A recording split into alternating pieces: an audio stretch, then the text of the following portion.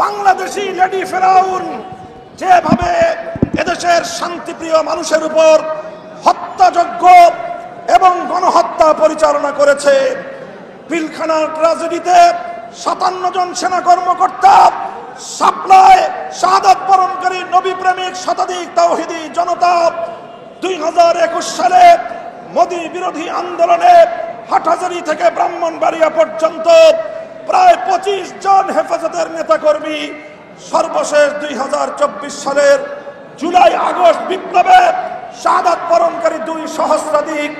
ছাত্র জনতার রক্তের বিচার না হওয়া পর্যন্ত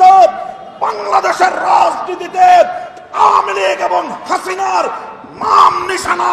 এদেশের মানুষ বরদাস্ত করবে না। শান্তিপ্রিয় দেশের রাজনীতিতে আগুন ঢালবার জন্য আমি বারণ করব।